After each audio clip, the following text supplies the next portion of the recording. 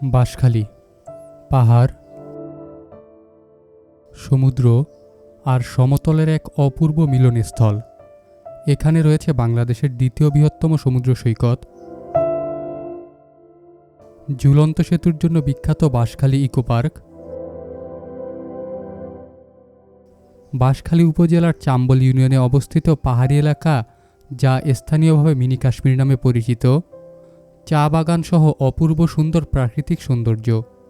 যদি আপনি নাগরিক কোলাহল ছেড়ে নির্জনে পাহাড় আর সমুদ্রকে দেখতে চান, তবে বাঁশখালী হতে পারে আপনার জন্য আদর্শ জায়গা। আজকের পর্বে বাঁশখালী ভ্রমণের অভিজ্ঞতা শেয়ার করার চেষ্টা করব আপনাদের সাথে। চলুন শুরু করা যাক আজকের পর্বটি। বাঁশখালী আসার জন্য প্রথমেই আপনাকে চলে আসতে হবে চট্টগ্রাম। ঢাকা থেকে চট্টগ্রামের দূরত্ব 250 কিলোমিটারের মতো। যেতে আনুমানিক 5 থেকে 6 ঘন্টার মতো সময় লাগবে। বাসে আসলে চট্টগ্রামের নতুন ব্রিজ অর্থাৎ কর্ণফুলী নদীর ওপর নির্মিত শাহ আমানত সেতুর এইখানে এসে বাঁশখালীর বাস পেয়ে যাবেন। বাসের ধরন অনুযায়ী 600 থেকে 1200 টাকার মতো ভাড়া লাগবে ঢাকা থেকে চট্টগ্রাম পর্যন্ত আসতে। আর ট্রেনে আসলে চট্টগ্রাম রেল স্টেশন নেমে সেখান থেকে 2-3 মিনিট হেঁটে চলে আসবেন নিউ মার্কেট সার্কেল। সেখান থেকে লেগুনা অথবা সিএনজিতে জনপ্রতি 10 থেকে 15 টাকায় চলে আসবেন নতুন ব্রিজ। ট্রেনে ঢাকা থেকে চট্টগ্রাম আসলে 450 থেকে 1500 টাকা পর্যন্ত ভাড়া লাগবে ভিন্ন ভিন্ন ক্লাস অনুসারে। এছাড়া কম খরচে আসতে চাইলে মেল ট্রেনে আসতে পারেন। মেল ট্রেনে খরচ পড়বে 150 টাকার মতো। আমরা চট্টগ্রাম বিশ্ববিদ্যালয় থেকে শহরে এসে তারপর বাঁশখালীর উদ্দেশ্যে রওনা দেই। এই জন্য আমাদের নতুন ব্রিজ আসতে আসতে সকাল 8:30 বেজে যায়। আপনারা ট্রেনে আসলে চেষ্টা করবেন তুর্নানিশিতা ট্রেনে আসতে। এক্ষেত্রে কিছুটা সময় বেশি পাবেন ঘুরে দেখার জন্য। যেহেতু বাঁশখালীতে থাকার মতো ভালো কোনো ব্যবস্থা নেই বর্তমানে, তাই যত সকালে চট্টগ্রাম থেকে রওনা দিতে পারবেন তত বেশি উপভোগ করতে পারবেন বাঁশখালীর অপরূপ সৌন্দর্য। সকাল 8:40 জনপ্রতি 130 টাকা দিয়ে বাসের টিকিট কেটে অপেক্ষা করতে থাকি বাসের জন্য। এরপর সকাল 9টার সময় নতুন ব্রিজ থেকে বাঁশখালীর উদ্দেশ্যে রওনা দিই আমরা। বাঁশখালী যেতে যেতে পথের দুই পাশের প্রাকৃতিক সৌন্দর্য আপনার চোখে ধরা দিবে। 2 ঘন্টার বাস ভ্রমণ শেষে আমরা চলে আসি মনসুরিয়া বাজার। বাসে বাঁশখালী ইকো পার্ক যাবেন বলে রাখলে আপনাকে এইখানে নামিয়ে দিবে। যদি আপনারা 4-5 জনের গ্রুপ হয়ে থাকেন তাহলে বাঁশখালীর চাম্বল অথবা চাঁদপুর বাজার এসে সেখান থেকে সিএনজি রিজার্ভ করে খুব সহজেই বাঁশখালীর সকল স্পট ঘুরে দেখতে পারবেন। আর যদি সংখ্যায় কম হয়ে থাকেন তাহলে লোকালভাবে ঘুরে দেখতে পারেন। এক্ষেত্রে খরচ কিছুটা কম হবে। মনসুরিয়া বাজার থেকে আমরা আব্দুল মালেক ভাইয়ের অটোতে করে প্রথমেই চলে আসি বাঁশখালী ইকো পার্কে। অটো ভাড়ার বিষয়ে বিস্তারিত জানাচ্ছি ইকো পার্ক এবং মিনি কাশ্মীর ঘোরার পরে। বাঁশখালী ইকো পার্কে ঢুকতে জনপ্রতি 50 টাকার টিকিট কেটে নিতে হবে। চট্টগ্রামের বাঁশখালী উপজেলায় অবস্থিত বাঁশখালী ইকো পার্ক প্রকৃতি প্রেমীদের জন্য একটি দারুণ জায়গা। এটি মূলত বনাঞ্চল, পাহাড় এবং কৃত্রিম লেকের এক অপূর্ব সমন্বয়।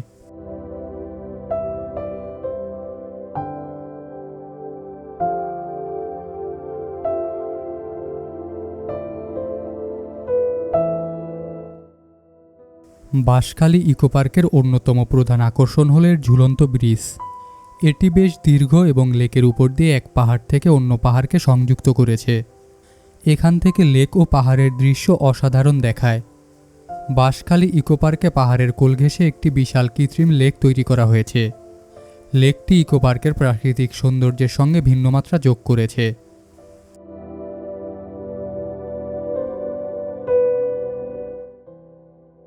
বাঁশখালী ইকো পার্কের ভেতর একটি উঁচু ওয়াচ টাওয়ার রয়েছে। এতে উঠলে পুরো ইকো পার্কের সবুজ বনাঞ্চলের সুন্দর দৃশ্য উপভোগ করা যায়। এই পার্কে বিভিন্ন প্রজাতির গাছপালা ছাড়াও রয়েছে বন্যপ্রাণীর আনাগোনা। আমরা কাঠবিড়ালি দেখেছিলাম এই পার্কের ভিতর।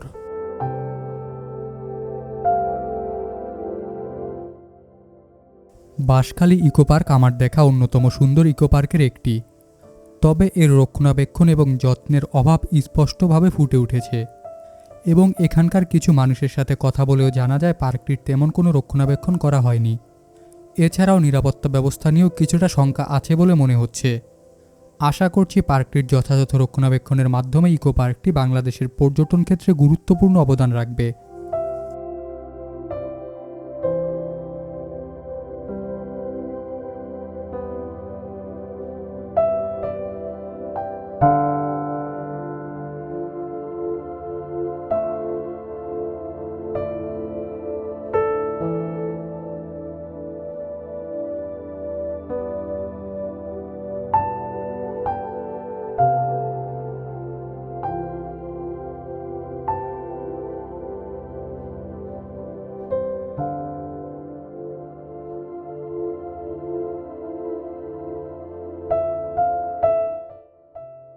বাঁশখালী ইকো পার্ক থেকে বের হয়ে পার্কের সামনে থেকে হালকা খাবার খেয়ে রওনা দেই আমাদের পরবর্তী গন্তব্য মিনি কাশ্মীরের উদ্দেশ্যে। ইকো পার্ক থেকে বের হয়ে মূল সড়ক দিয়ে যাওয়ার সময় দুই পাশে ঘন সবুজ গাছপালা এবং ছোট ছোট টিলা আপনার চোখে পড়বে। এই পথে যাওয়ার সময় গ্রামীণ পরিবেশ এবং স্থানীয় মানুষের জীবনযাত্রার দৃশ্য আপনাকে জীবনের বৈচিত্র্যময় গল্প ভিন্ন ভাষায় শোনাবে। মিনি কাশ্মীরের কাছাকাছি আসার পর পাহাড়ের উঁচু নিচু ঢাল বেয়ে অটোর উঠতে কিছুটা বেগ পেতে হয়। এই জন্য বেশ কয়েকবার আমাদের অটো থেকে নেমে ধাক্কা দিয়ে অটো পার করতে হয়। যদিও বেশিরভাগ ক্ষেত্রে এই উঁচু নিচু পথের আগেই অটো নামিয়ে দিবে আপনাদের। বিশেষ করে বর্ষায় উঁচু নিচু এই রাস্তা হাঁটা ব্যতীত পার হওয়া সম্ভব না। তবে আমরা যখন এসেছি তখন অটো চালক আব্দুল মালেক ভাইকে বলে একেবারে পাহাড়ের নিচে অটো নিয়ে যাই আমরা।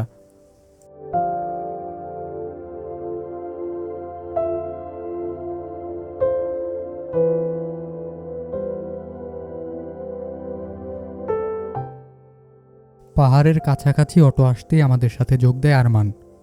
আরমানও আমাদের সাথে অটো ধাক্কা দিয়ে পার করা থেকে আমাদের এই ভ্রমণে সর্বাত্মক সহযোগিতা করেছে। যদিও আরমান আমাদের কোনো পূর্ব পরিচিত ছিল না, বলতে পারেন আমাদের এই মিনি কাশ্মীর ভ্রমণের ট্যুর গাইড হিসেবে কাজ করেছে আরমান।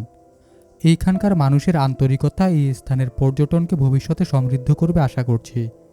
তবে আপনাদের কাছে অনুরোধ থাকবে তাদের ফসলের ক্ষতি হয় এমন কোনো কাজ করবেন না। তারা পাহাড়ের বিভিন্ন স্থানে লাল পতাকা টাঙিয়ে দিয়েছে, এই পতাকা অতিক্রম করবেন না। বাঁশখালীর চাম্বল ইউনিয়নে অবস্থিত মিনি কাশ্মীরের পাহাড়ি সৌন্দর্য এক কথায় অতুলনীয়। এখানকার পাহাড়গুলো খুব বেশি খাড়া না হলেও এদের গঠন এবং চারপাশের প্রকৃতির সাথে এদের মেলবন্ধন এক মায়াবী পরিবেশ তৈরি করে। মিনি কাশ্মীরের পাহাড়গুলো ছোট বড় অনেকগুলো টিলার সমন্বয়ে গঠিত। বর্ষা এবং শরৎকালে এই পাহাড়গুলো গাঢ় সবুজ রঙের ঘাস আর লতাপাতায় ঢেকে যায়। দূর থেকে দেখলে মনে হয় যেন কেউ পাহাড়ের গায়ে সবুজ মখমলের গালিচা বিছিয়ে রেখেছে। স্তরে স্তরে সাজানো এই টিলাগুলো দিগন্তের সাথে মিশে এক অপূর্ব ফ্রেম তৈরি করে।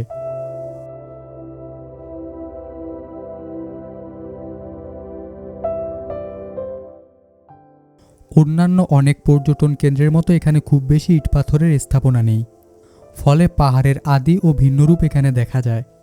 পাহাড়ের ঢালে বন্য গাছপালা, বনফুল এবং পাখির কিচিরমিচির শব্দ এই সৌন্দর্যে যোগ করে এক ভিন্ন মাত্রা। মিনি কাশ্মীরের এইখানে বেশ কিছু পানের বরজ চোখে পড়ে। বরজ পান চাষের জন্য বিশেষভাবে তৈরি একটি ঘেরা বা আচ্ছাদিত বাগান। গ্রাম বাংলায় পানের ক্ষেতকে সাধারণত বরজ বলা হয়।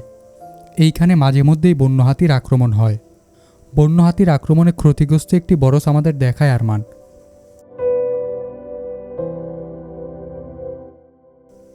তীব্র রোদের মধ্যেও এইখানে 40 মিনিটের মতো আমরা ছিলাম। তবে এইখান থেকে সূর্যাস্ত দেখার অনুভূতি অন্যরকম হতো। কিন্তু যেহেতু বাঁশখালীতে থাকার ভালো ব্যবস্থা এখনও নেই, তাই সূর্যাস্ত দেখার জন্য আমাদের সমুদ্র অথবা পাহাড় যে কোনো একটা জায়গা বেছে নিতে হয়েছিল। আমরা সিদ্ধান্ত নিয়েছিলাম বাঁশখালী সমুদ্র সৈকতেই সূর্যাস্ত দেখব।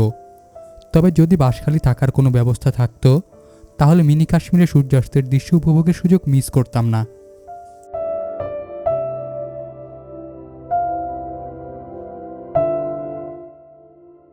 দুপুর 2টার দিকে ইকো পার্ক এবং মিনি কাশ্মীর ঘুরে আমরা চলে আসি মনসুরিয়া বাজার, যেখান থেকে আমরা অটোতে উঠেছিলাম। ইকো পার্ক এবং মিনি কাশ্মীর ঘুরতে রিজার্ভ অটোতে আমাদের খরচ হয় 500 টাকা। সাথে অটো পার্কিংয়ের জন্য ইকো পার্কের এইখানে 20 টাকা দিতে হয়। আপনারা যদি আমাদের মতো অটো রিজার্ভ নিয়ে ঘুরতে চান তবে আব্দুল মালেক ভাইয়ের সাথে যোগাযোগ করতে পারেন। তবে মনে রাখবেন ঈদ কিংবা সরকারি ছুটির দিন যখন পর্যটক বেশি হয় তখন এই ভাড়া কিছুটা বেশি হবে।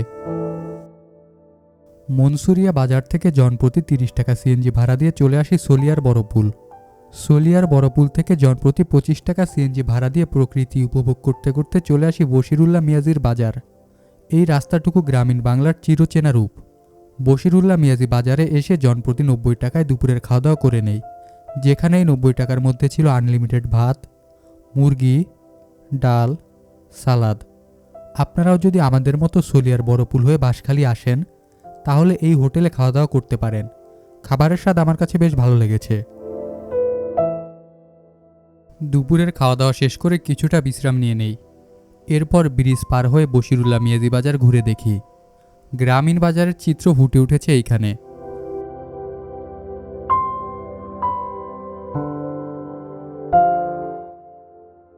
বশিরুল্লাহ মিয়াজি বাজার থেকে 20 টাকা দিয়ে রিক্সা ভাড়া করে চলে আসি বাংলাদেশের দ্বিতীয় বৃহত্তম সমুদ্র সৈকত বাঁশখালী সমুদ্র সৈকতে।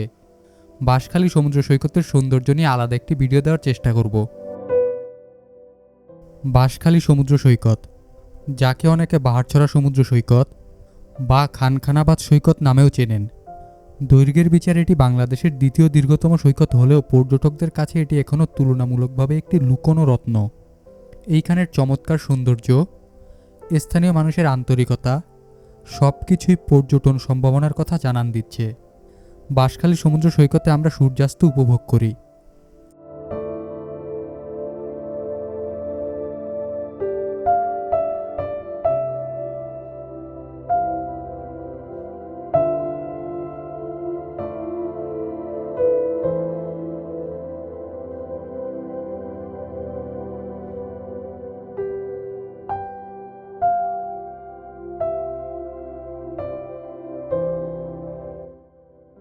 বাঁশখালী ভ্রমণের অভিজ্ঞতা দেশের অন্যান্য পর্যটন কেন্দ্রগুলোতে যেই ধরনের অভিজ্ঞতা হয় তা থেকে সম্পূর্ণ ভিন্ন। বাংলাদেশের আসল প্রাকৃতিক এবং সামাজিক সৌন্দর্য উপভোগ করতে পারবেন এইখানে, যেহেতু এখনও এইখানের পর্যটনের অবকাঠামো ওইভাবে তৈরি হয়নি যেভাবে তৈরি হলে কোনো এলাকা তার নিজস্ব সংস্কৃতি থেকে দূরে সরে যায়।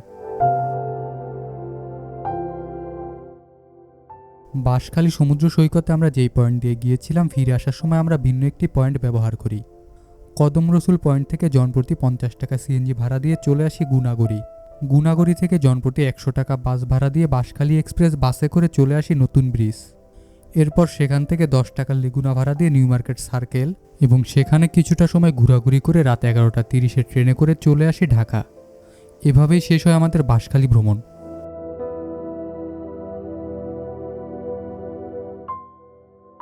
বাঁশখালী ভ্রমণ নিয়ে আজকের পর্বটি কেমন লাগলো জানাতে পারেন আপনার মূল্যবান মতামত। আজকের মতো এখানেই শেষ করছি।